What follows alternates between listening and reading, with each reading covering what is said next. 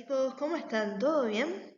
Bueno, seguimos con esto que es introducción a la virología, ¿sí? Algunas generalidades más que nos quedaban por conocer sobre los virus antes de poder avanzar a estudiar virus en particular, con el que el primero que vamos a ver va a ser el VIH, ¿sí? Entonces, prestamos atención acá, así después podemos aplicar estos conceptos cuando seguimos avanzando con los temas de la materia.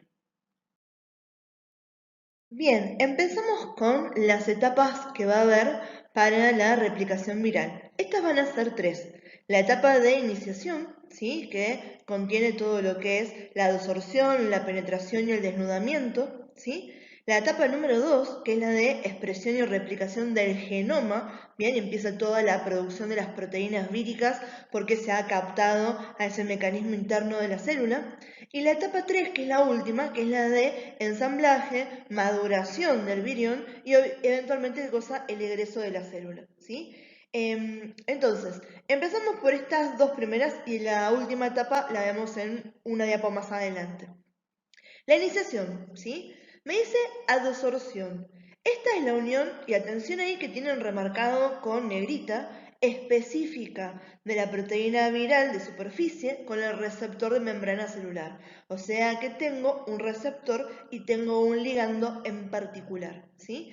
Hay algo que después lo vamos a ver, ¿sí? Que ya de ahora pueden ir jugando con esa palabra porque es importante, que se llama tropismo. No todos los virus atacan a todas las células porque no tienen, ¿sí? Obviamente, aquellas, ¿sí? Proteínas que puedan ser reconocidas por los receptores de la membrana celular. Si la célula no los reconoce y no tenemos esta absorción, ¿sí? Va a ser muy difícil que el virus pueda penetrar a la célula, se puede ingresar hacia la célula, ya sea porque hay una mediación endocítica, ¿sí? Por el receptor o porque logra fusionarse a la célula, ¿sí? Y sin eso obviamente no tengo el otro proceso que es una vez que el virus está adentro, ¿sí? Se desarma. Bien, entonces hace todo lo que es el desnudamiento. Esto puede pasar o a nivel de la membrana nuclear, ¿sí? En los poros que está llegando ahí donde está, ¿sí? La información de la célula, o esto puede darse en el citoplasma. Por eso van a ver después cuando hablemos de las etapas de una infección viral, que siempre tenemos una etapa donde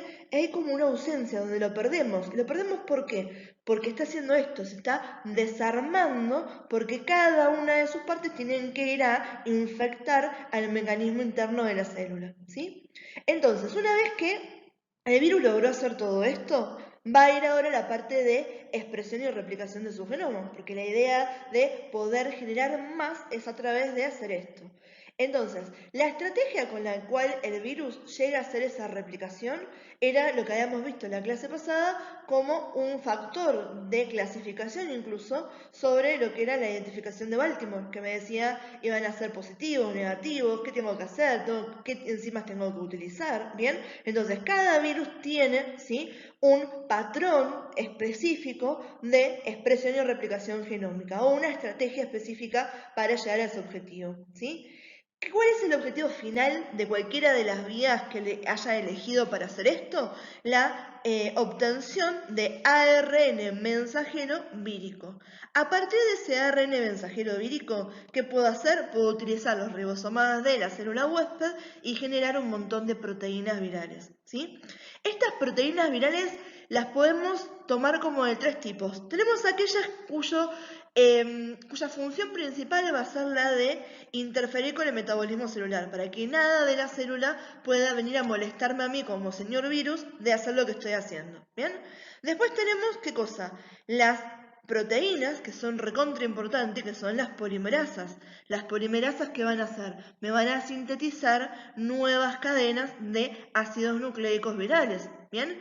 Y otras proteínas que son súper importantes que yo genere son las proteínas estructurales. Las proteínas estructurales que me van a formar, ¿qué cosa? ¿Sí? A lo que va a ser la estructura del virus, a todo lo que era a los capsómeros, ¿bien? Y demás que me estaban dando esta envoltura para ahora sí tener un virión. Que cuando tengo un virión, ¿qué tengo? El material genético más las proteínas que me formaban esta que era la cápside, ¿sí? Entonces, las etapas de la replicación viral, ¿sí? Las que vimos acá, iniciación, tenemos que saber que está la absorción, la penetración y el desnudamiento, ¿sí? Y después tenemos la expresión y replicación del genoma, ¿bien? Esta estrategia que tiene el virus para poder lograr tener ARN mensajero y que este luego ahora empiece a producir las proteínas que son necesarias para que el virus logre su objetivo de replicarse. Las que van a interferir con los mecanismos naturales de la célula, las que van a ser las polimerasas que me generan nuevo ADN, ¿sí? O ácido nucleico, ¿sí? Mejor dicho, vírico, ¿sí? Y las que me van a dar aquellas proteínas estructurales tan importantes. Bien, chicos, ya me conocen y esta diapositiva y la que viene nos están diciendo, ¿sí? Para que ustedes lo puedan leer también tranquilos, todo lo que les estuve comentando en la primer diapo donde arrancamos, ¿sí? Entonces de paso ahora nos sirve para, por ahí un poquito más en detalle, volver sobre lo que acabamos de escuchar recién. Entonces, en esta primera etapa que teníamos, en la etapa 1 y en la etapa 2, ¿sí? Que estábamos hablando. Acá tenemos todo lo que teníamos en la etapa 1.1, ¿sí? Entonces, algo sumamente importante, ¿sí? Volver a remarcar que hay una interacción específica entre el virus y la célula huésped, ¿sí? Y eso es en base al receptor. La célula tiene receptores que son reconocidos por el virus y le permiten a este virus, ¿sí? Adherirse a la célula, fijarse a la célula y luego empezar todas las interacciones que empiecen a promover la mediación para que el virus ingrese a la célula, ¿bien? Y pueda infectarla, ¿sí? Entonces, ¿qué tiene que tener la célula huésped? Un receptor. Fíjense que lo tienen marcado en negrita y se los voy a resaltar acá otra vez para que entiendan que esto es importante, ¿sí? ¿Por qué es esto importante? Porque una célula que no tenga el receptor no va a poder ser afectada por ese virus. Imagínense que es algo que el virus no encuentra y donde no encuentra un receptor, ¿a dónde se une? A ningún lado, ¿sí? Entonces, si la célula no tiene estos receptores específicos para el virus no va a poder hacer este contacto inicial de adherirse de más, ¿sí? Que seguramente algo de esto escucharon, ¿no? En todo lo que es el auge del COVID, ¿sí? Vieron que decían que los chiquitos tenían los receptores para el COVID inmaduros. Bueno, justamente para esto, porque las células de ellos, ¿sí? Todavía sus receptores no habían sido desarrollados, por lo tanto había menor capacidad del virus de poder infectarlos porque obviamente no tengo los receptores para poder hacer todo esto de lo que estamos hablando, ¿sí? Ahora, una vez que el virus ¿sí? entraba en contacto con el receptor específico de la célula huésped a la que él puede infectar, vamos a tener esas rutas típicas para lograr ingresar adentro de la célula, ¿sí? Para poder penetrar a la membrana plasmática y lograr ingresar hacia la célula, ¿sí? Hay una diferencia entre el virus envuelto y los virus no envueltos. Los virus envueltos, ¿sí? Al tener esta membrana lipídica, que recuerden que era de origen de los huéspedes, ¿sí? Esa membrana lipídica lo que puede hacer es fusionarse con la membrana de la célula huésped. Y directamente cuando se fusionan, ¿sí? Fíjense que me queda acá una apertura, ¿sí? En esa fusión. Y ahora el virus lo que puede hacer es ingresar, ¿sí? Los virus que son desnudos, bien, no tienen esta facilidad de poder hacer esto, bien, porque no tienen ninguna membrana plasmática que les permita, ¿sí? Fusionarse. Si no tengo membrana que me envuelva, no tengo nada que fusionar con la membrana de la célula, bien. Pero estos que pueden hacer, mediante también a esos receptores específicos, pueden engañar a la célula, ¿sí? La célula no reconoce que es un virus, sino que piensa que es algo natural, bien, que ella está dispuesta a ingresarlo, bien, y lo que logra hacer es que se forme una vacuola endocítica donde ese virus ahora está logrando ingresar a la célula, ¿sí?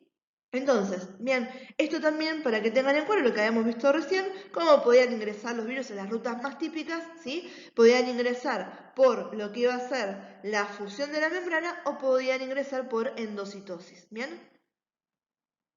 Y acá estamos con la etapa 2, ¿sí? Donde estamos hablando de la expresión del material genético del virus y la producción de las proteínas víricas, ¿sí? Entonces, esto es necesario, bien, que ese genoma se copie, se repliquen y que sus genes en particular, bien, logren la expresión para que pueda, ¿sí? Generarse las nuevas proteínas y material genético que me va a conducir a la producción de nuevos virus, ¿sí? Nuevos viriones, ¿sí? Entonces, ¿qué pasa? Esto se hace, ¿sí? Fíjense que tienen maquinaria puesto entre comillas, como les digo siempre, que está el secuestro de la maquinaria interna de la célula, ¿sí? La mayor parte de todos los procesos que están haciendo el virus son en base a poder captar, ¿sí? A los procesos naturales que están en la célula, ¿bien? Entonces, la información viene del virus, ¿bien? Ahora, por ejemplo, todos los que son los nucleótidos, ¿bien? Que yo voy a utilizar, los tomo de dónde? De la propia célula, ¿sí? De los elementos naturales del huésped, ¿bien? No es el virus que trae, ¿sí? Junto con su información, trae todos los elementos, sino que él trae una secuencia, ¿bien? Que ya me está diciendo en qué orden, ¿sí? O en qué cantidades voy a tener a determinados nucleótidos. Pero eso los estoy tomando de dónde? De la célula huésped, ¿sí? Entonces, por ejemplo, el ARN mensajero, ¿sí? Que se termina generando, que es ese ARN mensajero vírico, traduce en proteínas a dónde? A nivel del ribosoma que tiene la propia célula, no viene el virus con su ribosoma, ¿sí? Ahora, hay ciertas cosas para las cuales sí o sí el virus tenía que traer cierta información, ¿sí? Hay virus que tenían, por ejemplo, a ciertas enzimas como la transcriptasa inversa, para nombrarles una que es la más conocida, ¿sí? Que les iban a facilitar, ¿sí? Ya cuando estaban ellos, tener un elemento que nuestras células o las células de los huéspedes no los van a tener naturalmente, ¿sí? Entonces, esos pasos por ejemplo, que son necesarios para poder hacer el copiado del genoma de los virus que son ARN, ¿sí? Eso no lo podía hacer la célula anfitriona, entonces sí o sí es el virus el que tiene que venir con eso, ¿sí? Entonces vienen con la codificación de sus propias enzimas, ¿bien? Ahora, cuando se habla, ¿sí? De la producción de las proteínas virales, ¿sí? Van a variar, no todos los virus producen las mismas proteínas, por eso les comentaba que las proteínas, a nivel sobre todo de las que nos forman la cápside, ¿sí? Son muy importantes desde un punto de vista serológico porque son las que nos van a identificar los diferentes tipos de virus que puedo tener, ¿sí? Entonces, todos los virus van a estar codificando esas proteínas de la cápside, porque todos los virus son, ¿qué cosa? ¿Sí? Esa información genética con las cápsides, que son esas proteínas asociadas que la protegen, ¿bien? Algunos virus, los que son envueltos, ¿sí? Además de, cuando nacen por gemación, llamarse parte de la membrana del huésped, también están ayudando a que el huésped también sintetice esas lipoproteínas que van a ser necesarias para la membrana, para esa envoltura, ¿sí? Lipídica que van a tener, ¿sí? Que esto sobre todo además es como algo que ayuda para que se engañe mucho más a la célula huésped porque se reconoce como algo, ¿sí? Interno, algo que también ella tiene, ¿sí? Entonces, eso era sumamente importante, ¿sí? O sea, el virus se tiene que encargar de poder duplicar, ¿sí? Mediante el mecanismo de la maquinaria celular todo su material genético, tiene que ser capaz de poder sintetizar todas las proteínas que son de origen vírico, ya sean las que son funcionales a nivel de que van a cumplir funciones enzimáticas muy importantes, como también las que van a tener funciones estructurales. Y además teníamos el tercer tipo de proteínas que van a ser súper importantes porque me podían manipular a quién, a la célula huésped, ¿sí? Sobre todo a el genoma de la célula huésped, para lograr un beneficio para ese virus, para que ese virus pueda tener las condiciones todavía más propicias para seguir replicándose. Entonces, por ejemplo, ¿sí? Hacen que una célula pierda la capacidad de defenderse o hago que la célula empiece a expresar ciertos genes que son en beneficio para mí, ¿sí? Puedo ayudar a que se replique más fácil el genoma viral, ¿sí? O puedo tener algún tipo de proteína que sé que a futuro me va a servir para cualquier tipo de mi ciclo de vida como virus, ¿sí? Entonces, fíjense en que acá estábamos viendo directamente lo que estuvimos hablando también en resumidas cuentas en la diapo anterior, ¿sí? En la primera que vimos, ¿bien? Y allá arriba, ¿ven que dice expresión de los genes acá? ¿Sí? Esto que tenemos acá, fíjense que hay diferentes, ¿sí? Diferentes tipos de proteínas a razón de los genes. El mapa genético de los virus, ¿sí? Y uno cuando los estudia es muy interesante y es muy importante para poder realmente conocer cuál es todo el mecanismo de acción de ese virus.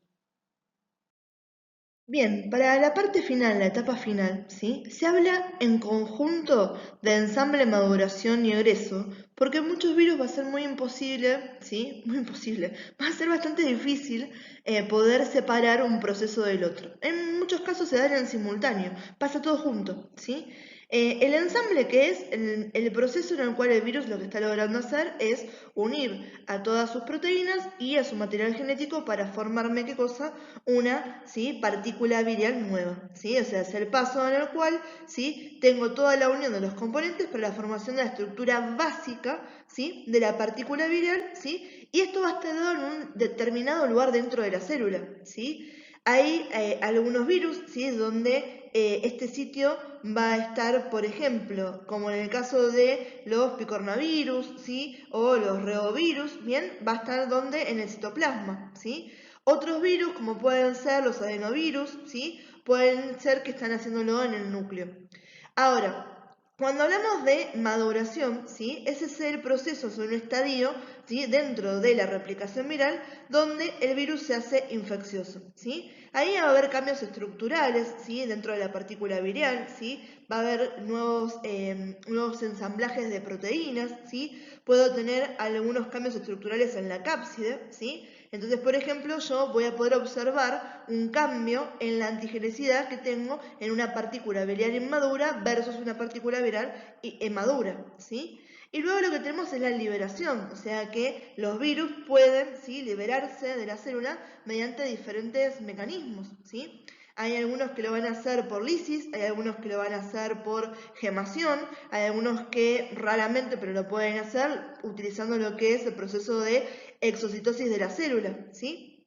Y en algunos casos, bien, lo que nos marca, que es lo que tienen acá, ¿sí?, es el tipo de membrana a través del cual, ¿sí?, están liberándose los virus, ¿sí? Hay algunos que lo pueden hacer a través de la membrana celular, ¿sí? Estos que son de ensamblaje y demás, intracelular, tanto sea en la membrana, en el citoplasma o directamente a nivel de la membrana, ¿sí? Hay otros que lo hacen a través de lo que va a ser la membrana citoplasmática, ¿sí? Y hay otros que lo que van a hacer es hacerlo a través de la membrana nuclear, ¿sí? Donde tiene ahí, por ejemplo, al herpes virus, ¿sí? En muchos casos, ¿sí?, como les decía, el proceso de ensamblaje, maduración y egreso va a darse en simultáneo.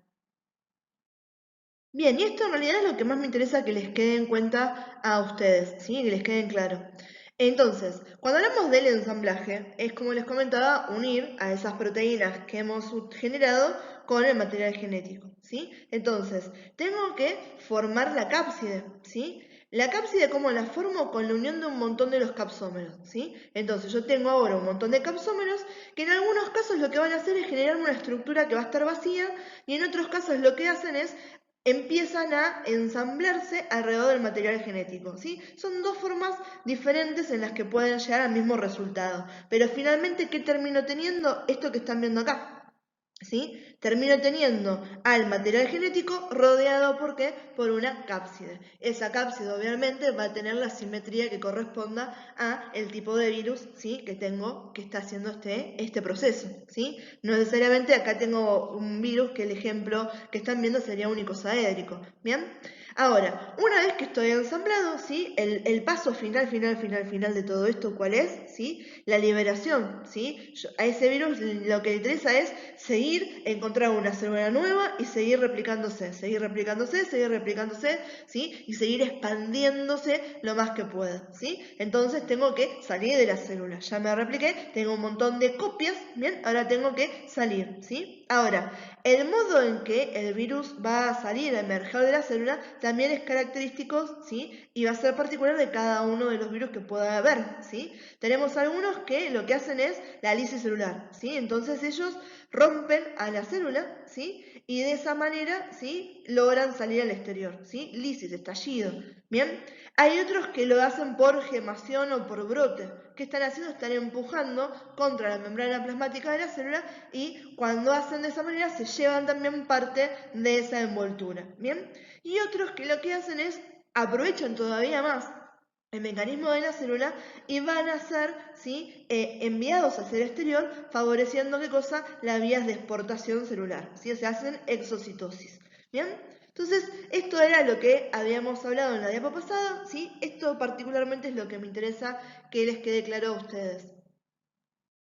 Bien, y este sería el cuadrito buchón, donde le está diciendo todo lo que acabamos de estar viendo recién en las diapositivas, ¿sí? Fíjense, tengo la fijación, la penetración, la replicación, ¿sí? Con las copias y con la producción de las proteínas virales, ¿sí? El ensamblaje barra maduración y finalmente la liberación, ¿sí? Entonces este sería un lindo dibujo para tener en cuenta, ¿sí? O para tenerlo de base y después agregarle los pormenores que estuvimos viendo, ¿sí? En estas diapositivas pasadas. Y todo eso que estuvimos viendo recién lo podemos graficar en una curva, donde vamos a ver cómo es el crecimiento en un ciclo de la multiplicación viral, ¿sí?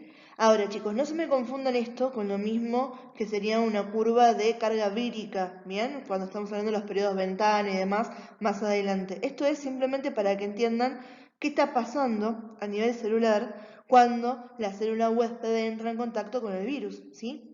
El principal, sí, el periodo que tenemos acá, o sea, el principal periodo, el primer periodo que tenemos, es el de absorción y penetración, ¿sí? Inmediatamente que está sucediendo esto, ¿qué pasa? Voy a tener un periodo de eclipse, ¿sí? Que es ese periodo de desensamblaje donde el virus desaparece, ¿sí? Aproximadamente le tarda hacer esto unas 5 horas donde tenemos, ¿sí? La integración completa de ese virus separado, ¿sí? Dentro de la célula, ¿sí? Después tenemos, ¿qué cosa? El periodo de maduración, donde está logrando la patogenia del virus, ¿sí? Donde empieza a aumentar exponencialmente la cantidad que tengo de estos. Tengo un periodo de latencia, que es un periodo, digamos, donde estoy en el medio, ¿bien?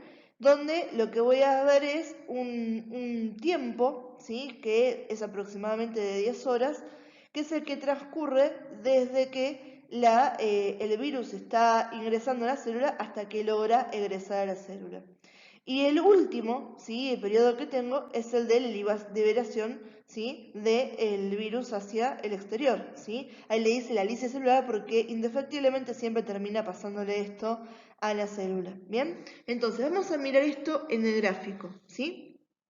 Para que nos queden bien en claro. Porque una cosa son los periodos y otra cosa es dónde lo ubico en el gráfico que tengo acá para entenderlos, ¿sí? Entonces, número 1 que tenemos acá y hasta acá, ¿sí? Lo que es la etapa de absorción. Vamos a ver si lo puedo poner con colores, ¿sí? Entonces, acá tenemos el número 1, ¿sí? Número 1, estamos acá, ¿bien?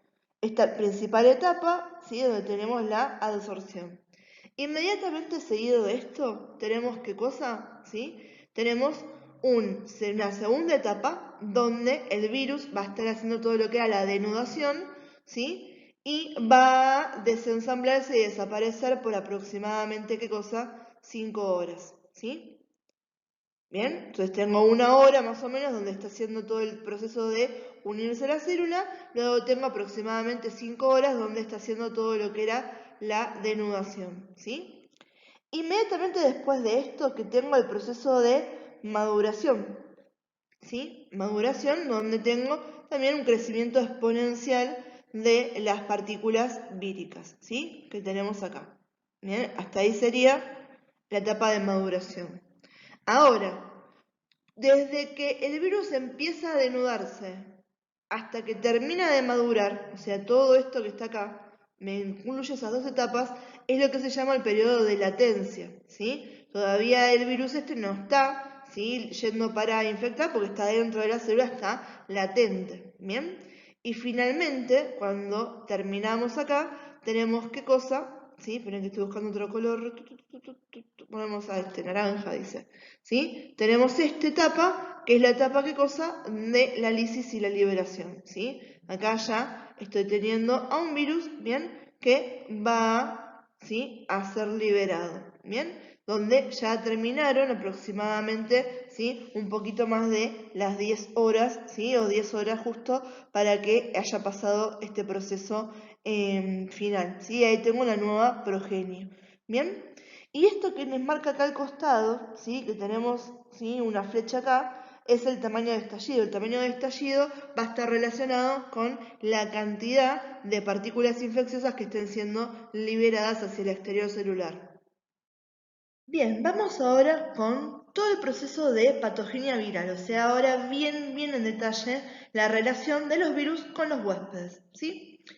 Cuando hablamos de virus, ¿sí? Y uno vaya tomando en cuenta las características que se le aplican a ellos, ¿sí? Vamos a hablar de virulencia, ¿sí? Cuando uno habla de la virulencia del patógeno es qué capacidad tienen de desarrollar la enfermedad.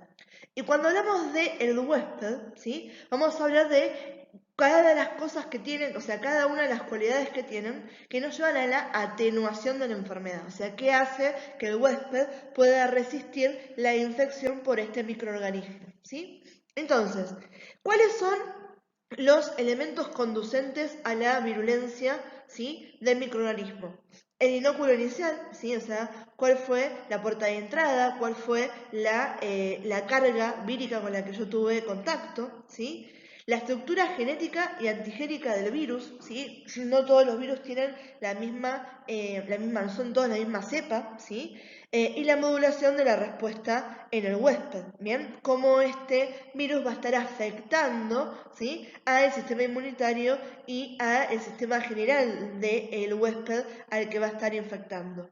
De parte del huésped, los criterios de atenuación son la condición genética, ¿sí? Hay personas que tienen, ¿sí?, mayor predisposición a nivel genética para poder hacer frente, hacer resistencia hacia algunos virus. La edad, ¿sí? Hay algunos virus que van a ser más efectivos, por decirlo de una manera, en pediátricos, otros en adultos, otros en gerontes, ¿sí? Entonces la edad que yo tenga me va a predisponer como grupo de riesgo o no. Lo mismo con el sexo, ¿sí? Hay algunos factores con respecto al sexo biológico que hacen que se module de determinadas maneras, ¿sí?, la afectación que tenga hacia el virus, ¿sí? El embarazo, bien, también va a ser un condicional. En muchos casos el embarazo no me lleva a la atenuación, sino que es un factor de riesgo, ¿sí? Y obviamente el estado de salud general. No es lo mismo que yo me pesque una infección vírica recién salida de algún proceso donde yo estoy más o menos inmunosuprimida, ¿bien? A que me pesco una infección vírica cuando estoy, ¿sí?, con todos mis sistemas y con todo mi metabolismo, ¿sí?, en correcto funcionamiento, ¿sí? Entonces, de vuelta, ¿sí? Cuando hablamos del virus y los condicionantes aplicados al mismo, nos van a determinar la virulencia, la capacidad que tiene el virus de generar enfermedad. Y cuando hablamos del huésped y vamos a estar en cuanto, ¿sí?, a tener en cuenta a los criterios que se relacionan con él, vamos a estar en criterios de atenuación, ¿sí?, que me hablan un poquito de la capacidad que va a tener este huésped de ser susceptible o de resistir al virus, ¿bien? Y un pantallazo para que tengan una idea, ¿sí? Recuerden las diferencias que había, no es lo mismo estar expuesto, no es lo mismo estar infectado que estar enfermo, ¿sí? Uno puede estar expuesto, ¿sí?, que quiere decir que el microorganismo entró en contacto con nosotros, pero así como vino se fue, ¿sí? Estuvo expuesto, pero no logró hacer ningún tipo de asidero en ninguna de mis células, ¿bien? Puedo estar infectado. Ahora, la infección no siempre me condiciona a enfermedad. Yo puedo ser un portador sano, que son aquellas personas donde yo voy a encontrar, ¿sí?, carga vírica o voy a encontrar a un microorganismo, pero que no desarrolla una enfermedad. Y la enfermedad ya es el desarrollo de las consecuencias de la actividad de ese microorganismo en el cuerpo, ¿sí?, de la persona, o la actividad de ese microorganismo en el huésped, ¿bien? Y esta pirámide que tenemos acá, ¿sí?, es como muy parecida a las pirámides epidemiológicas que seguramente recuerden, ¿sí? Tenemos a quién, son las relaciones que uno tiene, ¿sí? Tenemos al huésped, tenemos al virus, hay un medio ambiente, pues esto nos está dando, ¿sí?, en condiciones estériles ni en condiciones, ¿sí?, donde no influya el medio donde estamos viviendo, y los vectores, ¿sí?, que son los que me pueden transmitir, ¿sí?, y relacionar a estos elementos. ¿Bien? Vamos a ver entonces a cada uno de estos para entender un poquito más por qué tenemos esta pirámide que me los relaciona de esta manera. Bien, ¿cuáles son las cosas que voy a tomar en cuenta cuando estoy hablando del virus? ¿Sí? Para poder entender bien cómo estos están infectando a las células huésped, ¿sí?, y tener un poco más de información con respecto a ellos, ¿sí? Por un lado, ¿sí? El virus se relaciona con el medio ambiente, ¿bien? Me está hablando de lo que es la estabilidad de esas partículas. Hay algunos virus que van a ser susceptibles a las temperaturas, van a proliferar a bajas temperaturas o altas temperaturas, ¿sí? Hay algunos que son más susceptibles a la desecación, ¿sí? O sea, el calor y la pérdida de humedad, ¿sí? Hay algunos que la luz ultravioleta los puede inactivar, ¿sí? El pH también es otro condicional del medio, ¿sí? pHs ácidos, pHs básicos, ¿bien? La humedad también, ¿sí? Son todas cuestiones que me afectan. Entonces fíjense en que el virus tiene una relación directa con el medio ambiente, ¿sí? El medio ambiente puede hacer que un virus prolifere, me está dando todas las condiciones necesarias para que el virus pueda, ¿sí? seguir haciendo sus funciones, ¿bien?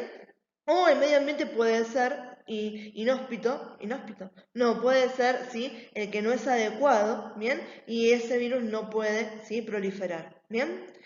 El virus en sí, ¿sí? Cuando estamos hablando de la carga viral, estamos hablando de la cantidad de partículas infecciosas que voy a tener de ese virus. Eso es súper importante a considerar cuando estamos hablando, ¿sí? de un virus, estamos viendo las vías de transmisión y queremos saber si una persona pudo infectarse o no. Para saber de entrada, ¿sí? hay gente que tiene mala suerte y empieza con una carga viral mucho más alta que otras personas, ¿sí? Entonces, a mayor número de partículas virales que haya en el ambiente, mayor probabilidad de transmisión, ¿sí? voy a tener. Porque voy a tener, ¿qué cosa? Mayor cantidad de viriones, ¿sí? A más que tengo, más chances de que logre infectar a alguien más. El vector, habíamos dicho también que lo teníamos ahí en la parte central de la pirámide, ¿sí?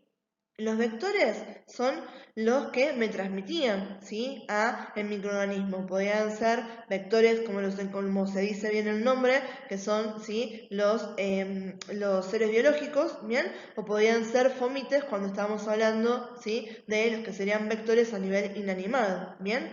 ¿Y por qué es importante esto? Porque si no tengo el vector, no tengo transmisión, ¿sí? Los virus existen porque hay un huésped que los reciba, ¿sí? Si deja de existir ese huésped, deja de haber transmisión. Entonces, yo si no dejo de tener un vector que me lo transmita, o sea, donde pueda subsistir ese virus, ¿sí? No tengo forma de hacer la transmisión.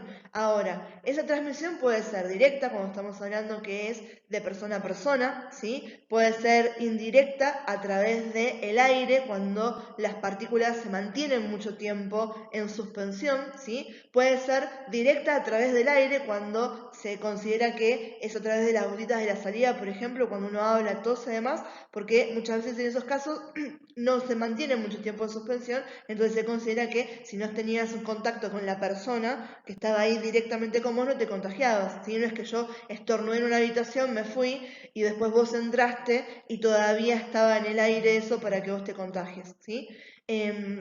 Después, obviamente, el tema de los fomites, ¿sí? Cuando los virus caen, ¿sí? En algunas superficies van a todavía mantenerse activos y ahí voy a poder hablar de una transmisión indirecta, ¿sí? Cuando yo tengo contacto con algún objeto que está contaminado, ¿bien? Entonces, los vectores son sumamente importantes para la transmisión desde un punto de vista, como les comentaba, si no existe un vector, no existe un virus, ¿bien? Después obviamente tenemos todos los vectores que van a ser los que me van a vehiculizar a los virus para los contagios y para la transmisión, ¿sí? Y acá entra algo que es extremadamente importante, tan importante que después lo vamos a volver a nombrar, ¿sí? Pero desde ahora, desde ya, se lo voy a resaltar acá, ¿bien? Que es esto de tropismo. Tropismo, esto es súper importante, ¿bien?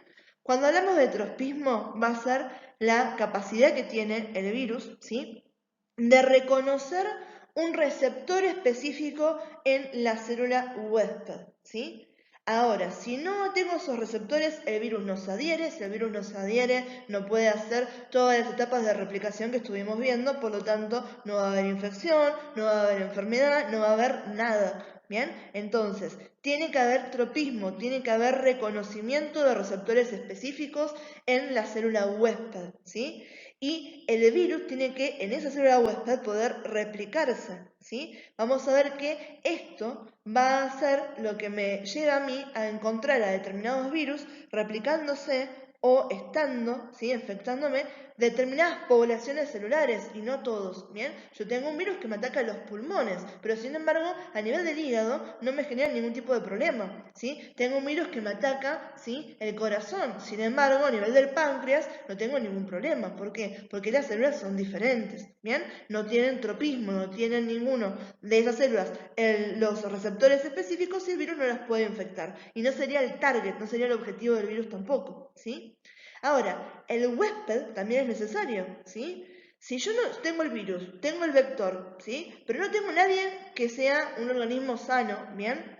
O un organismo disponible que me pueda recibir a ese virus, ¿sí? No tengo infección, ¿sí? Entonces tengo que tener huésped. Esto fíjense que es una de las cuestiones que se estuvieron viendo ahora. Si yo estoy enferma, ¿sí? Porque tengo COVID, ¿bien? Pero no me muevo de mi casa y en mi casa no hay nadie, ¿sí? ¿A quién le transmito el virus? A nadie, a la mesa, a la silla. No va a haber nada disponible para que yo contagie a otro. Ahora, si yo estoy enferma porque tengo COVID, ¿sí? Les digo COVID porque nada, es lo que tenemos disponible ahora para que vayan relacionando con algo contemporáneo y que además es información que seguramente escucharon un montón de veces, ¿sí? Si yo tengo COVID ahora y salgo a la calle y empiezo a tener contacto con un montón de gente, cada persona con la que me cruce va a ser un huésped potencial al cual yo le voy a poder contagiar el virus, ¿bien? Entonces, sin huésped no hay infección, ¿sí? Entonces, la disponibilidad de huéspedes susceptibles, además que reúnan las condiciones que los hagan, ¿sí? Un huésped viable para el virus, va a ser de suma importancia para la proliferación de los virus, ¿bien?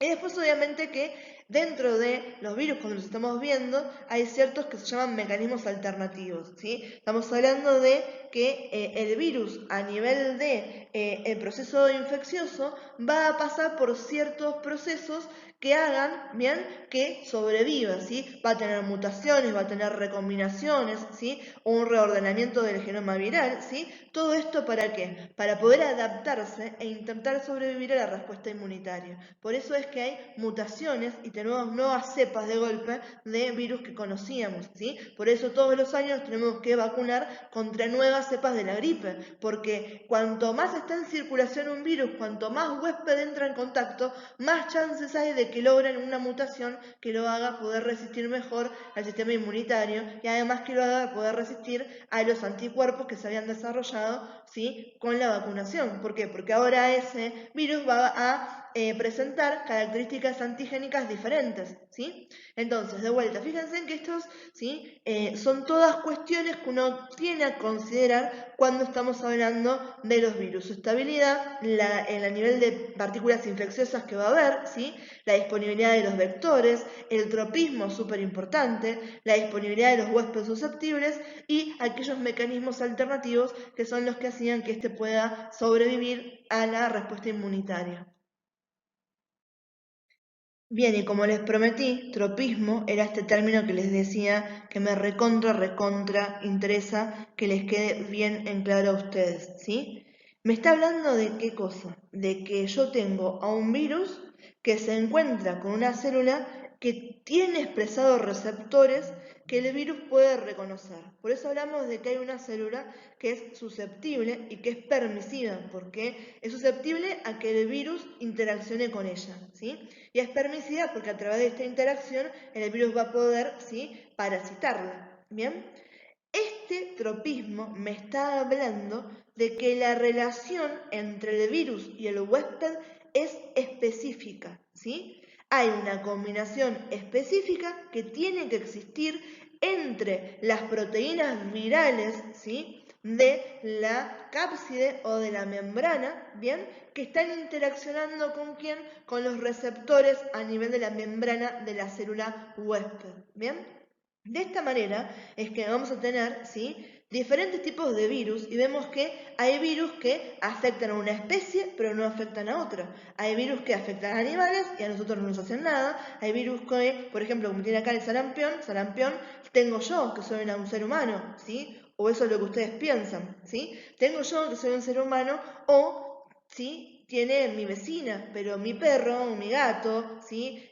Un chimpancé, bien, una jirafa, una vaca, no se va a agarrar esto, porque es un virus de los humanos, ¿bien?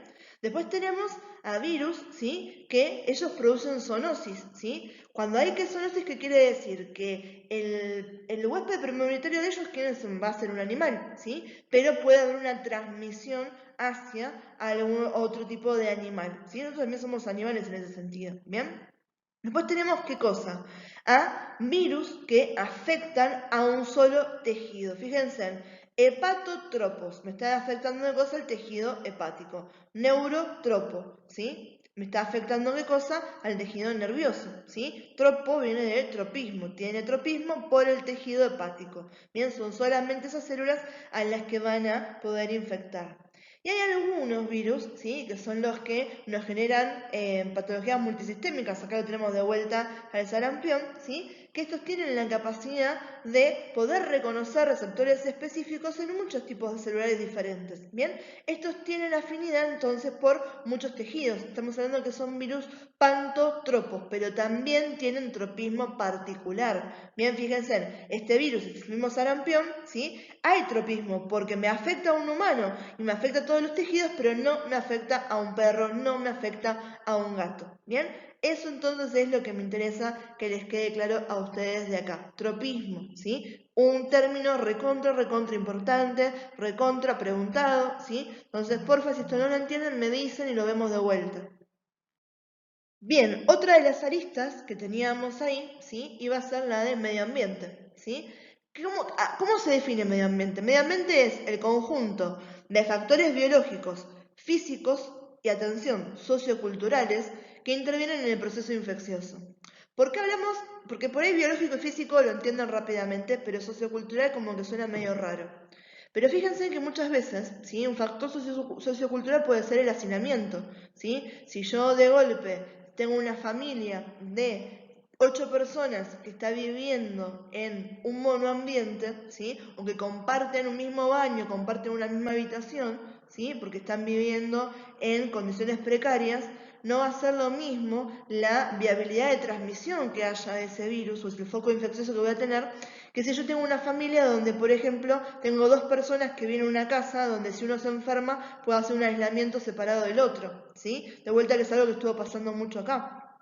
Y más allá de eso, a niveles más grandes, si uno los piensa a nivel sanitario de un país, por ejemplo, ¿sí? Las condiciones, ¿sí? Sanitarias que uno tenga, acceso al agua potable, acceso a las cloacas, etcétera, ¿bien? Va a aumentar la capacidad que tenga una población de estar expuesta a ciertos patógenos, ¿bien? Y otra vez también, ¿qué cosa? La proporcionalidad de transmisión que tengan ciertos patógenos, dependiendo de esas condiciones, ¿sí? Ahora, a nivel de lo que es, ¿sí? Físico, ¿bien? Estamos hablando de que la temperatura del medio, la humedad, la salinidad, el pH, ¿sí? La cantidad de ventilación que haya, son todas cuestiones medioambientales que están afectando la viabilidad del virus, ¿sí? Si el virus puede mantenerse en ese ambiente o no, ¿bien?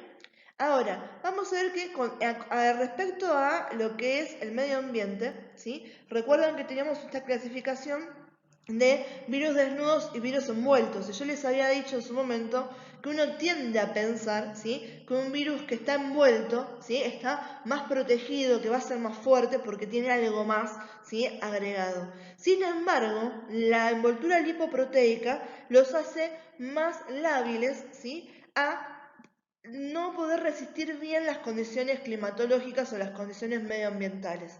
Los que son virus desnudos resisten mucho más a las condiciones ambientales adversas, ¿sí?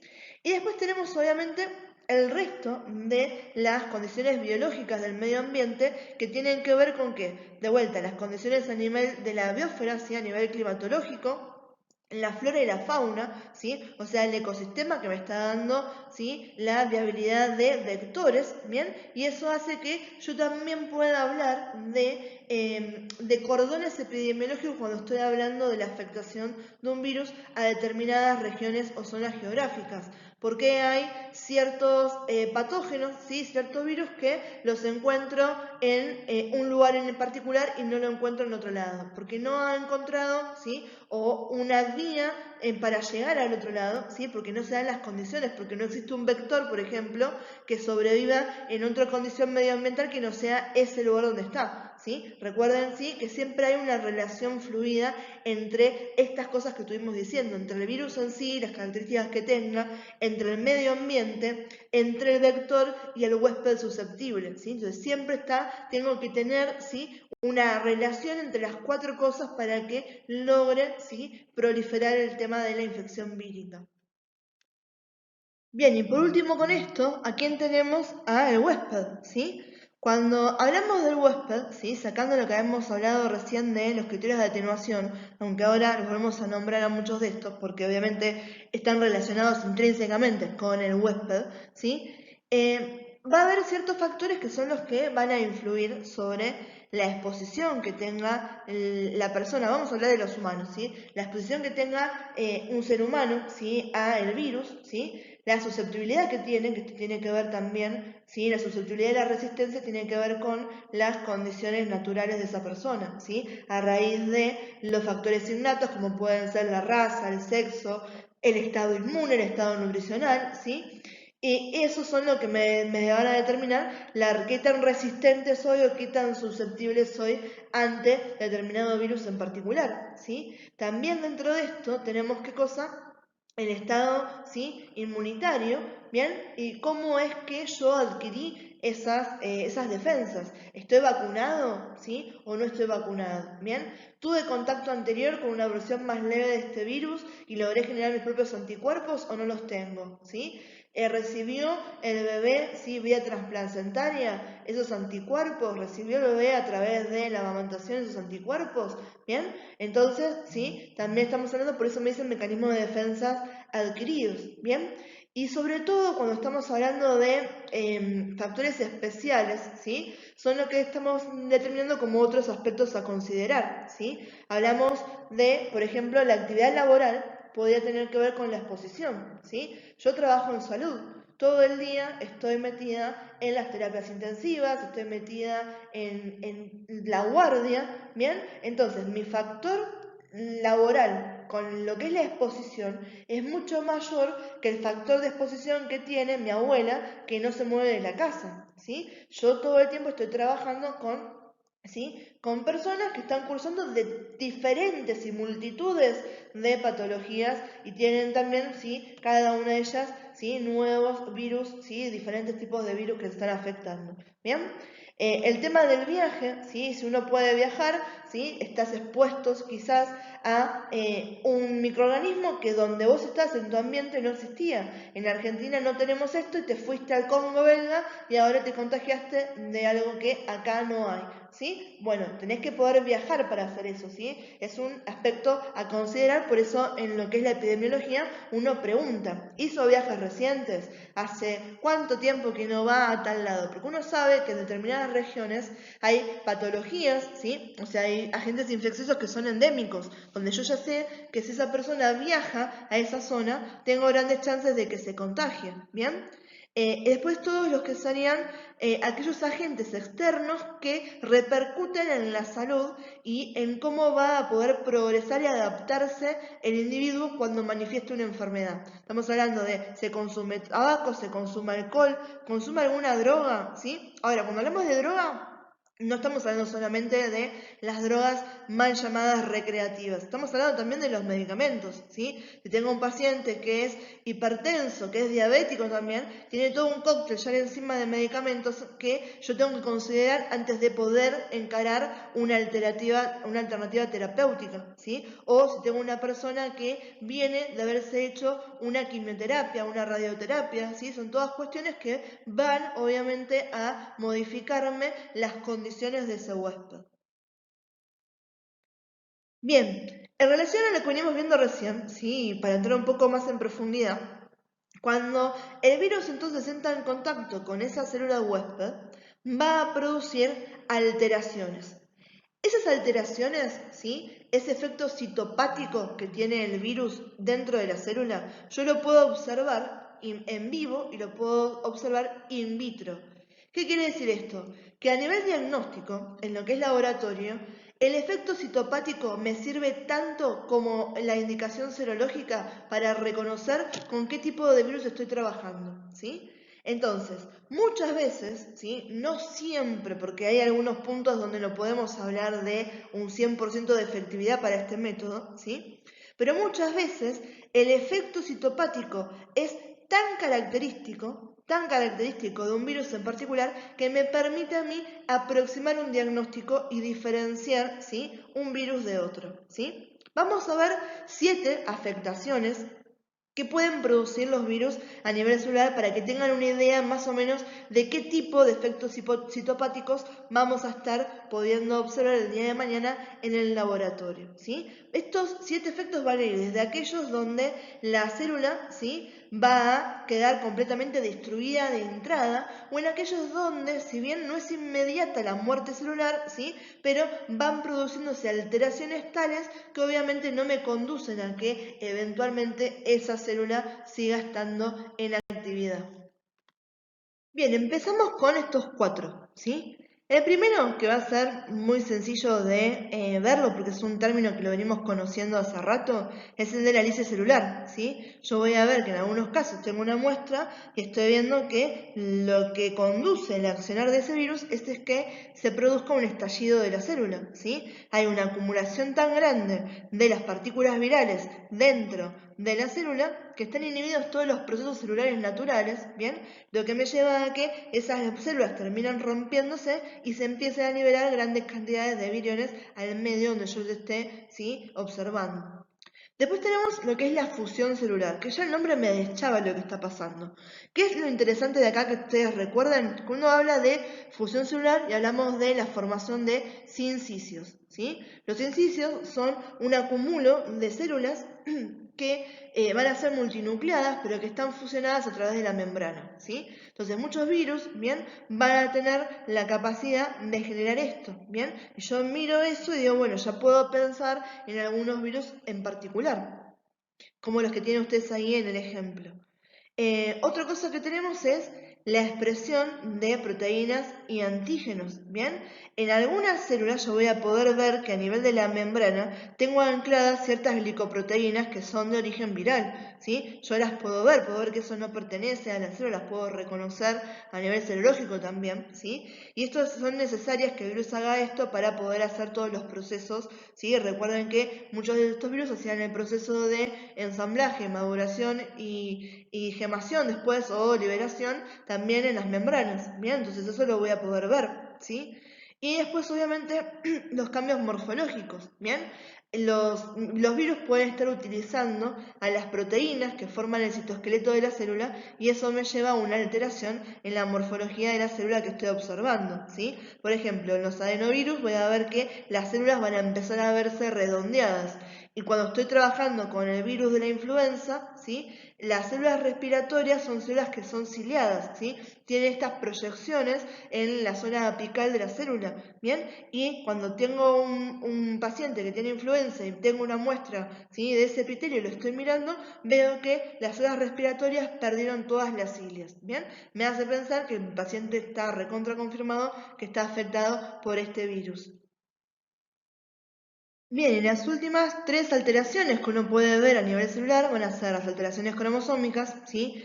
Claramente uno cuando está observando, ¿sí? A nivel ya de lo que sería un poquito más de la biología molecular, estamos viendo, ¿sí? Qué está pasando a nivel genómico con esas células, vamos a ver que hay ruptura, hay fragmentación, hay reordenamiento, ¿sí? Hay una alteración a nivel cromosómico. ¿Por qué? Porque hubo una integración de qué cosa? Del genoma viral en el genoma celular, ¿sí? Entonces claramente yo conozco cómo es, ya por lo menos pudimos conocer todo el genoma humano y cuando veo algo que está raro ya sé que ahí sí tengo la afectación de algún tipo de virus, ¿sí?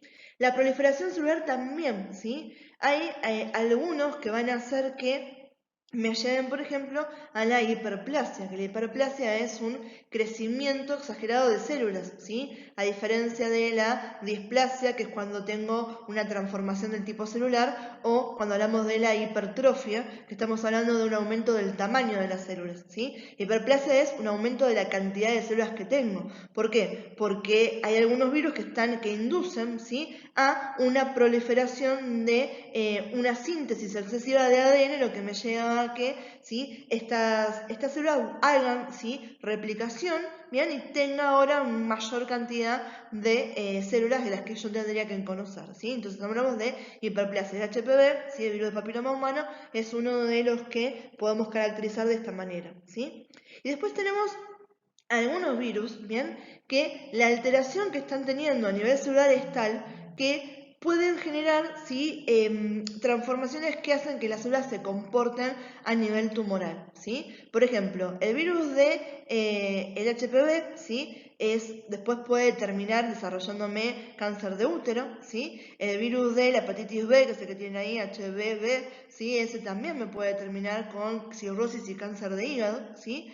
Porque, ¿qué pasa? Las células que están siendo afectadas por ellos se manejan ellas mismas con un comportamiento tumoral, o sea, son células que resultan invasivas, ¿sí? Invasivas hacia lo que es el parénquima sano del órgano, ¿sí? Por eso se consideran virus oncogénicos, ¿bien? Y cuando hablamos de los retrovirus, como por ejemplo el VIH, ¿sí?, el VIH también tiene un comportamiento muy asociado a esta relación de hacer metástasis, esta relación de estar proliferando excesivamente, que tiene, por ejemplo, el cáncer cuando uno lo piensa de esa manera, ¿sí? Entonces, alteraciones cromosómicas, proliferación celular y transformación celular pueden ser estas tres características que me distingan, ¿sí?, la capacidad que tiene el virus de estar afectándome a cada una de estas células, ¿sí? Que tan el efecto citopático que tiene el virus en particular. Bien, vamos a hablar de las patogenias de las infecciones virales, ¿sí? Esto es importante, ¿sí? Parecido a la curva que habíamos visto hace un rato, pero ojo con esto de no confundirse los dos dibujitos, ¿sí?, o no confundir los términos, ¿bien? Acá estamos viendo la proliferación de la infección a nivel sistémico, a nivel de cómo está interaccionando el virus con el huésped, ¿sí? Entonces, no a nivel celular directamente, sino a nivel general, ¿sí? Vamos a ver que tenemos tres estadios: la infección inicial, la diseminación y la eliminación. La infección inicial, que es, el virus encuentra una puerta de entrada, o sea, una vía por la cual ingresa hacia el organismo, ¿sí? Entonces, de esa manera logra infectar al huésped. Empieza a encontrar aquellas células que tienen tropismo, que son células susceptibles, ¿sí? Hace la penetración en el tejido y luego que tenga una etapa de diseminación, ¿sí? Se empieza a multiplicar. Cuanto más se multiplica, más zonas, ¿sí?, a nivel local primero, voy a tener de ese virus en el cuerpo.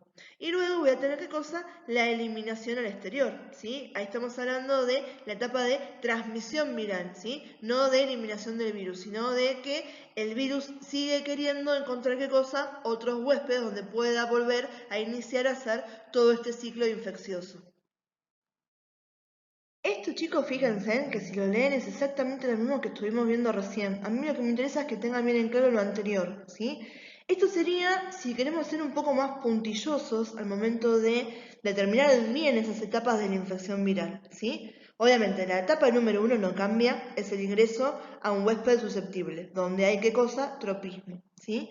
Empieza entonces a haber una replicación, empieza a aumentar la población. Una vez que tengo una población estable de partículas virales o virales que son viables, va a haber una diseminación, ¿sí? Desde el punto de entrada de ese virus, ¿hacia dónde? Hacia el tejido blanco, ¿sí? ¿Dónde va a producir la infección el virus? En el nivel de la puerta de entrada, no siempre, ¿sí? Quizás la puerta de entrada es la nasofaringe, pero el sitio de accionar del virus es a nivel de las meninges del cerebro, ¿sí? Entonces hablando de que me causa una meningitis vírica, ¿bien? Entonces, fíjense qué diferente es la puerta de entrada al lugar donde realmente es el blanco del virus para lograr infectar y generar, ¿qué cosa? La enfermedad, ¿sí? Entonces, a través de la diseminación, uno logra, ¿qué cosa? La enfermedad. Y luego tenemos todo lo que sería la eliminación, ¿sí? Se disemina el virus en el ambiente, cómo persiste en el ambiente y cómo a raíz de eso encuentra un huésped susceptible para recomenzar el ciclo, ¿sí? Entonces, fíjense que es otra forma de decir lo mismo que vimos en la diapo pasada, ¿sí? Lo que les quede más claro, ¿sí?, mientras que entiendan este concepto, está perfecto. La forma en que los virus están haciendo el proceso infectivo, ¿sí? Que pasan por las etapas de las que estuvimos hablando recién, nos pueden determinar diferentes tipos de infecciones virales. Acá tenemos 4 que son para ejemplificar. ¿Son las únicas que hay? No, claro que no, pero son, ¿sí? Bastante básicas para que se entienda, ¿sí? Vamos a ver la primera. La primera es una infección aguda. ¿Qué quiere decir que es aguda? Que está limitada en el tiempo, ¿sí? Entonces, tengo el proceso de infección inicial, voy a tener todo el proceso de proliferación del virus y luego voy a tener, ¿qué cosa? El proceso de eliminación, ¿sí? Los virus cumplen un ciclo dentro de nosotros. Raramente hay algunos en particular que pueden cronificarse, ¿sí? Pero si no, hay algunos virus que son de presentación aguda, ¿sí? El virus cumple su ciclo, pasa a otro huésped y se terminó, ¿sí? La rubiola, el sarampión, la influenza, ¿sí? Ejemplos de estos. Después tenemos otros que sin embargo no, son crónicos. ¿Qué quiere decir? Me infecté y hasta que me muero lo voy a tener. Fíjense en que nunca baja, ¿sí? Siempre tengo una excreción viral constante y demostrable en condiciones normales, ¿sí? No estamos hablando de acá de que yo haya medicado al paciente ni que esté bajo ninguna terapia. Estoy dejándolo progresar como viene solo, ¿sí? La hepatitis B, ¿sí?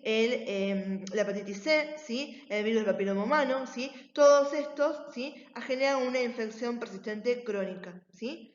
Después tenemos a una infección que va a ser persistente pero es latente. ¿Qué quiere decir? La voy a tener siempre, nunca me voy a librar de este virus, ¿sí? Cuando tuve un herpes, ¿sí? El herpes me persigue el resto de mi vida. Lo voy a tener ahí. ¿Qué pasa? Lo que sucede es que voy a tener episodios donde mi sistema inmunitario lo suprime, ¿sí? Luego, por algún motivo, tengo depresión y se reactiva, ¿sí? La actividad vírica que no siempre está asociada a la enfermedad. Entonces, fíjense, tengo un pico de afectación, sistema inmune, tengo un pico de afectación.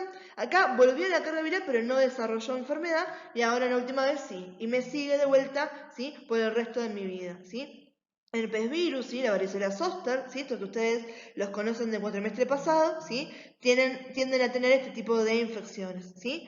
Después tenemos otros que son parecidos a estos, pero es una infección que es persistente, o sea que la voy a llevar para el resto de mi vida, pero es lenta, ¿sí? Entonces yo voy a tener que el virus va a ser detectable, pero tengo periodos muy largos de incubación, seguidos por periodos largos de enfermedad, ¿sí? Empiezo, tengo enfermedad, lo incubo, y ahora sí, después, hasta que me muero, lo voy a tener, ¿sí? Estamos hablando, por ejemplo, del virus del VIH, ¿sí? Y ese que dice HTLV corta, ¿sí? Ese es el virus linfotrópico humano T, ¿sí? Parecido, pero no igual al otro. También me afecta, ¿qué cosa?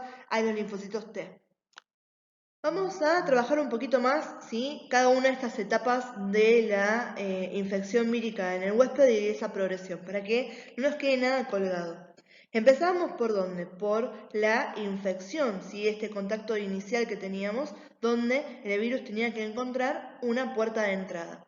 La puerta de entrada va a ser específica para un montón de virus, ¿sí? Algunos pueden ingresar por la piel, por el tracto respiratorio, por la faringe o por lo que es el tracto entérico, ¿sí? Por el tracto genitourinario o la vía conjuntival. Esas van a ser las principales puertas de entrada que vamos a nombrar. En el medio tienen ejemplos de algunos de los virus, ¿sí? No se me preocupen que no es que les voy a decir, chicos, este cuadro, así como está, entra para el examen, tienen que saber.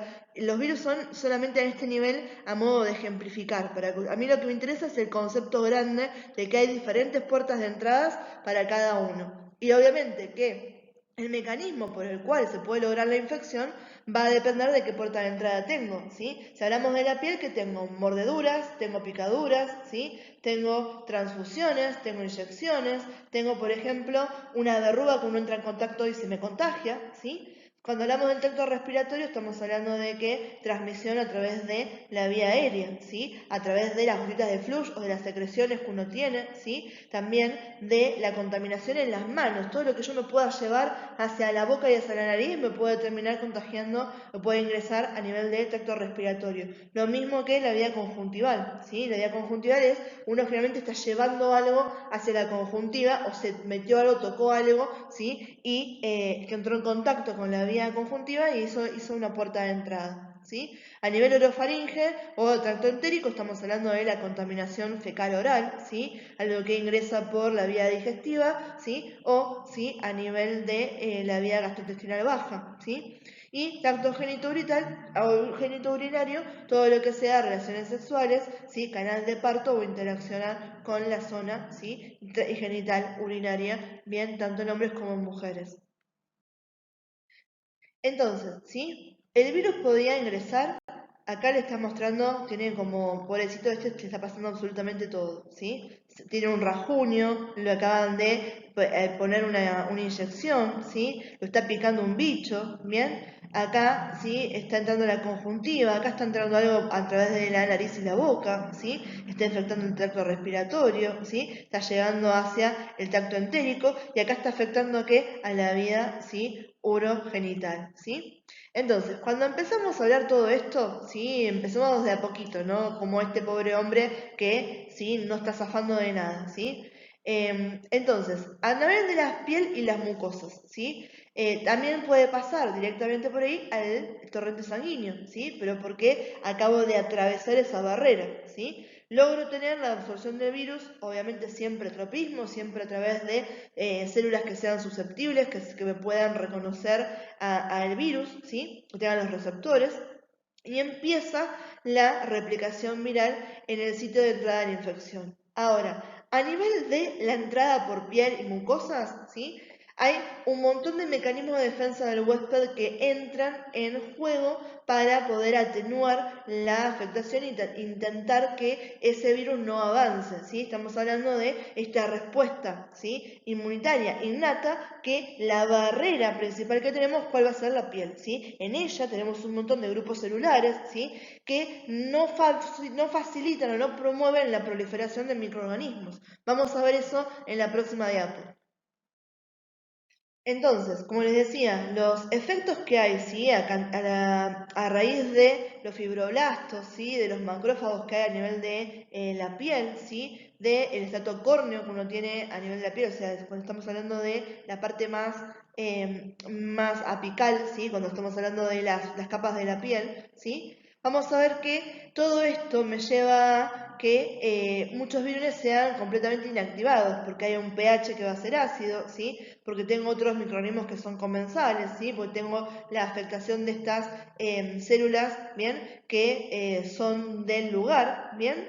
Y después otra cosa que tengo que entender es que la entrada del virus está a raíz de que yo perdí la solución de continuidad en el tejido epitelial, ¿sí? En la piel, ¿bien? O sea que el órgano, la piel es un órgano, el órgano más grande que tenemos, perdió su integridad, porque tuvo un corte, porque le acabo de pinchar, porque lo picó algo, porque me mordieron, ¿sí? Porque entré en contacto con algo, ¿sí? Se absorbió, ¿sí? Y depende en qué lugar yo tenga, ¿sí? Yo tengo la epidermis, ¿sí? Y la dermis, son estas dos que me interesan, ¿sí?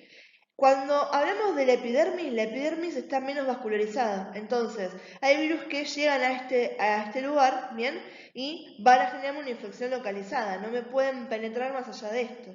Ahora, a nivel de la dermis, ¿sí? La dermis está muy vascularizada. Entonces, de acá pueden pasar a diseminarse a través de los vasos sanguíneos que están viendo acá, que están cortados, ¿sí? Fíjense que acá no veo nada de eso y acá sí los estoy viendo, ¿sí? Entonces, también el grado de penetración a través de qué tipo de lesión tenga a nivel cutáneo me va a determinar, ¿sí? el grado de localización de esa infección, si va a ser localizado o si tengo posibilidad de hacer una diseminación hacia, como hemos dicho, un órgano blanco o hacia otra parte del cuerpo.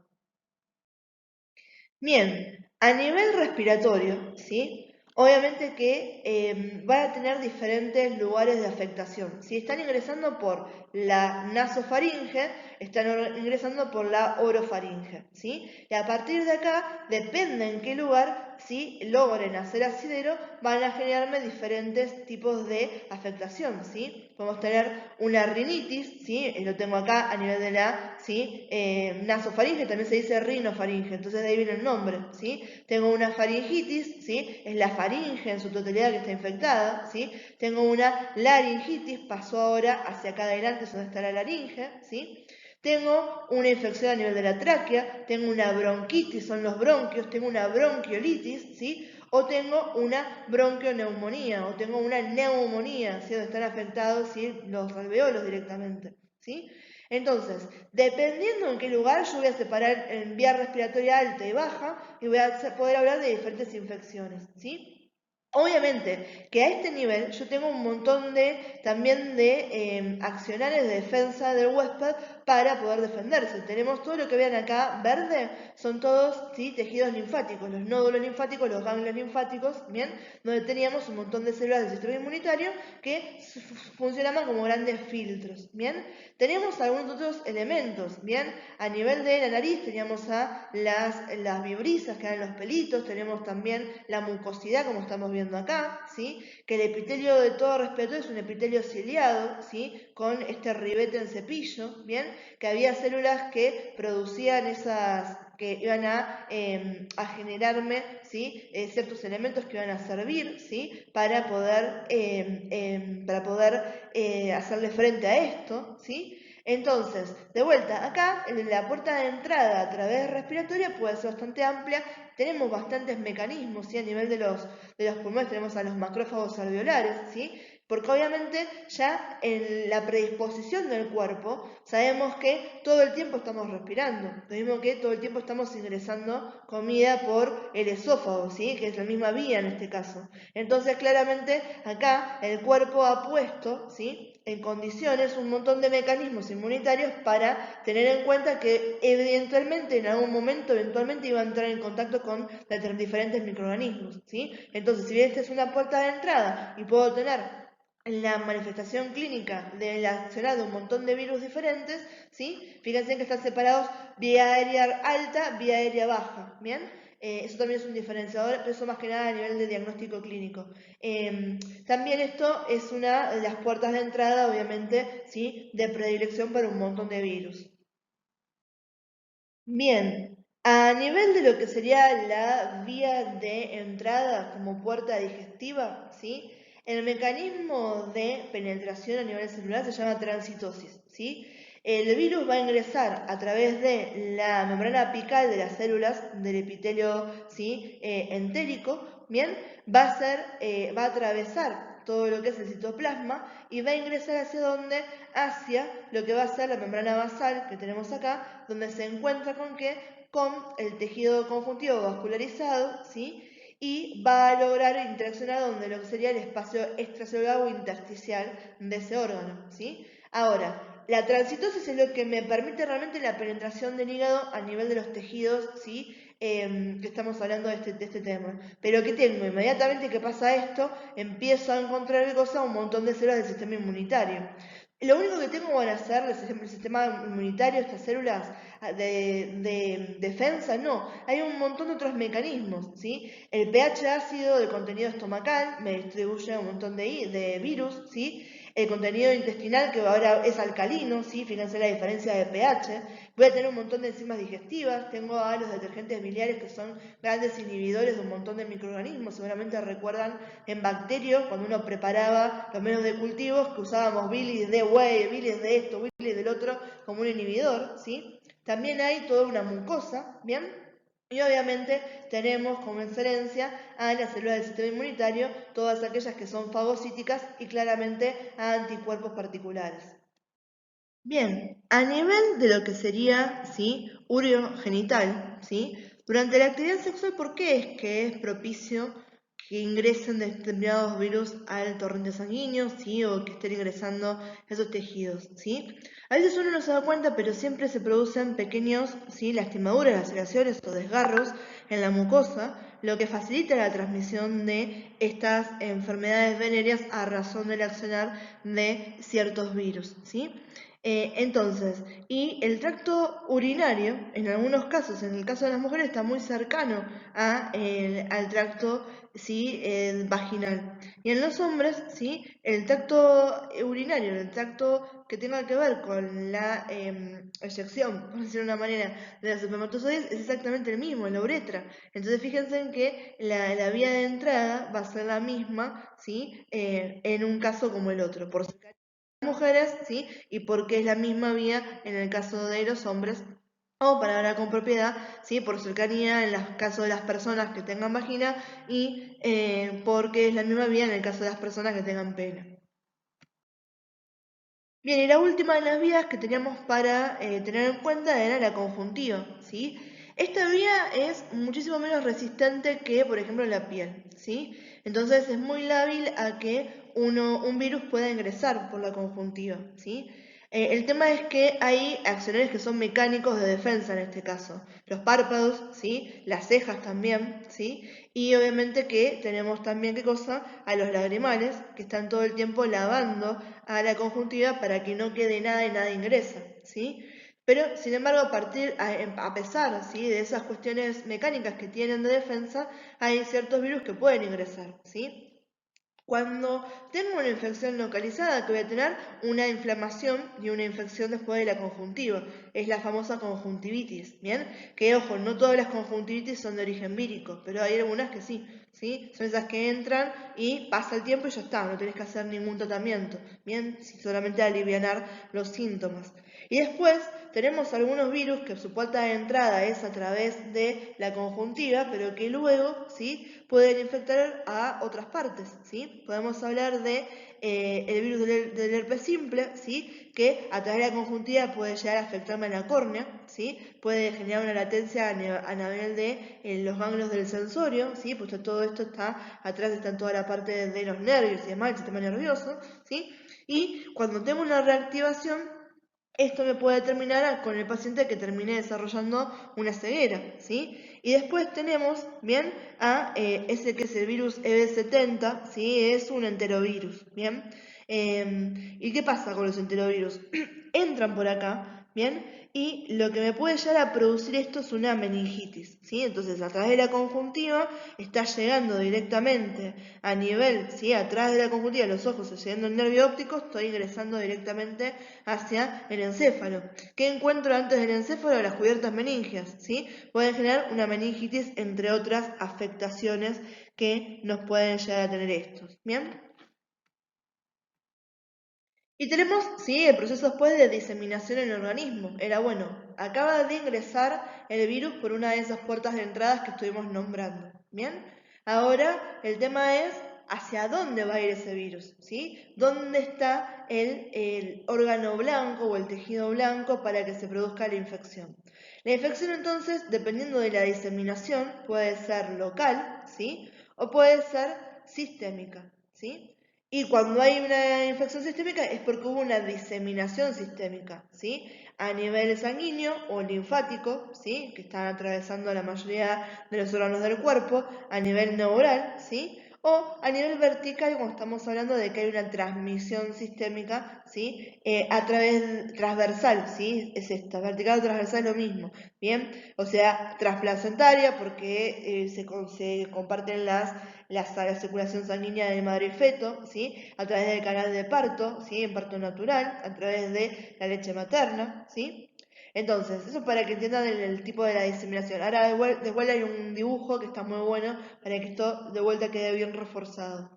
Y a nivel local y sistémico ya me estaba muchoneando los términos de qué voy a encontrar, ¿sí? Cuando es una infección local, es que el virus está desarrollando su componente patogénico, la enfermedad, a nivel del sitio de entrada, ¿sí? O a nivel aledaño, o sea, en vecindad, ¿sí? Ahí nomás, ¿sí? Que es lo que pasa, por ejemplo, en los virus que causan infecciones a nivel respiratorio, ¿bien? Entre otros.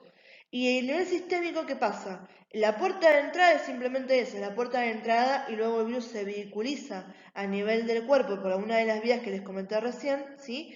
Y va a llegar hacia el órgano o el tejido que es blanco, ¿sí? Donde ahí realmente va a proliferar, va a hacer la infección, ¿sí? Y va a desarrollar la enfermedad. La capacidad que tenga el virus de poder diseminarse, ¿de qué tiene que ver? Del tropismo, de cómo va a poder ir interaccionando con las células del huésped, ¿sí? y obviamente de si el huésped presenta o no algún tipo de alteración a la respuesta inmunitaria. Hay muchos virus que se encuentran con que, bueno, ingreso a la puerta de entrada, pero me disemino, pero no logro hacer una infección, no logro generar enfermedad porque la acción del sistema inmunitario le gana antes, ¿bien? En otros casos, si el sistema inmunitario es más endeble o nunca entró en contacto con este virus y tengo que hacer toda una respuesta, obviamente que la diseminación, ¿sí?, sobre todo a nivel sistémico, va a ser mayor. Y esto es lo que les decía, ¿sí? Fíjense en que este está buenísimo, ¿sí? Para entender lo que veníamos hablando, con las vías de diseminación, ¿sí? Yo tengo de cosas las vías de entrada, ¿sí? Tengo las vías de entrada, que va a ser el lugar donde yo empiezo a hacer replicación. Cuando empiezo a hacer esa replicación, lo que tengo es una epidemia primaria, ¿sí? Es todavía, ¿sí? El virus está empezando a hacer lo que tiene que hacer, ¿sí? Luego que tengo, ¿sí? Ya desde acá empiezo a movilizarme y puedo tener sitios de replicación a nivel de todo lo que es el sistema retículo endotelial, ¿sí? O sea, voy a estar trabajando a nivel de la diseminación por los vasos linfáticos, por los vasos sanguíneos, ¿sí? Y también voy a poder afectar, ¿sí?, a algunos órganos que son los que más relación tienen con eso, ¿sí? A nivel de los músculos, del hígado, del vaso, ¿sí? Y sobre todo a nivel de los vasos sanguíneos, ¿sí? Y luego tengo una viremia secundaria. La viremia secundaria es a raíz de la diseminación por estas vías, ¿sí?, de los vasos, ¿sí?, del sistema circulatorio, sanguíneo sobre todo, pero linfático también.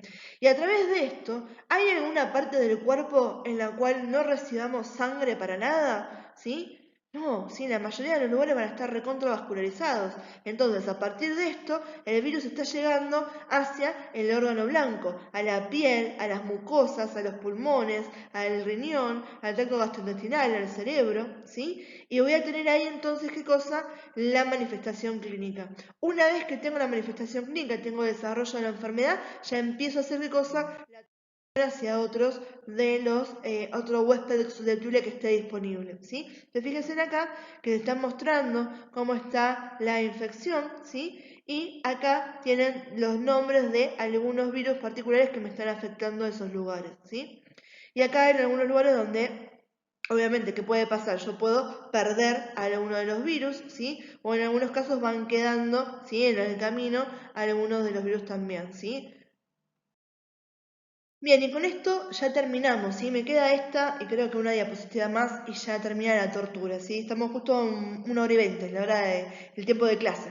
Entonces, tenemos lo que nos faltaba, que era la transmisión del virus, ¿sí?, hacia el exterior. O sea, era primero la liberación viral desde la célula, ¿sí?, que luego salga del huésped, que pueda generar, encontrar un vector y un medio ambiente que sea propicio y viable y que ahora logre entrar una puerta de entrada en un huésped susceptible. Todo eso tiene que pasar para que haya, ¿sí?, diseminación y transmisión hacia otro organismo. ¿Bien?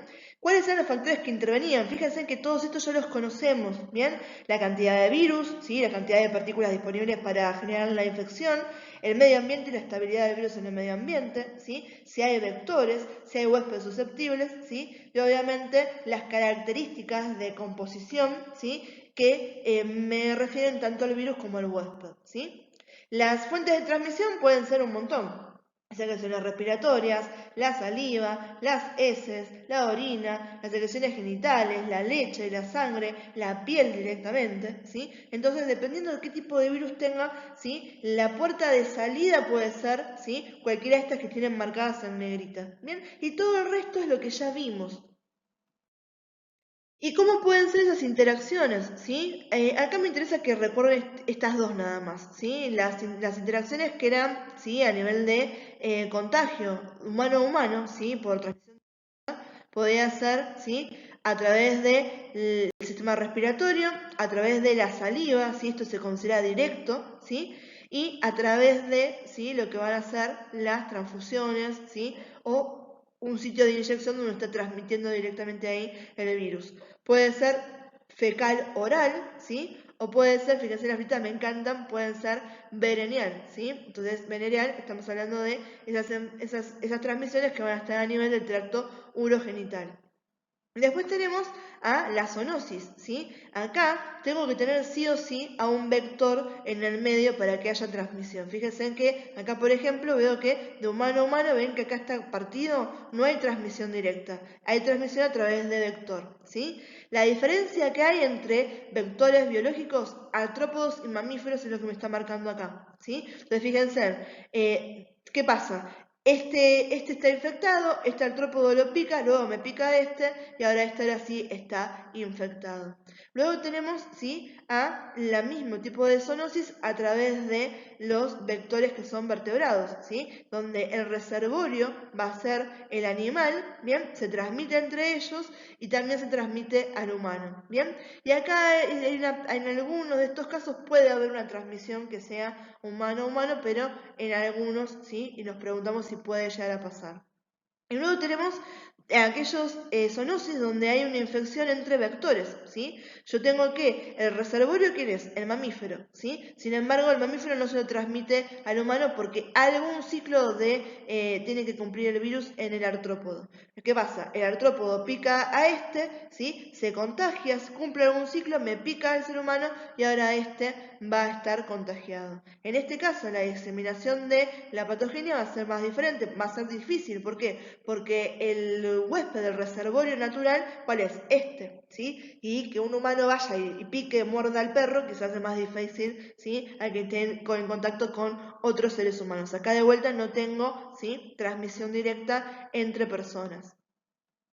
Y bueno chicos, eso fue todo. Espero que se haya entendido. Con esto damos por terminado todo lo que era el inicio, ¿sí? A las generalidades sobre la virología. Y la clase que viene ya empezamos con VIH. Vamos a hablar sobre ese virus y vamos a hablar sobre las pruebas serológicas que nos sirven para diagnosticarlo. Como siempre, no se me queden con dudas, lo que necesiten me van preguntando, ¿sí? Nos vemos la próxima clase.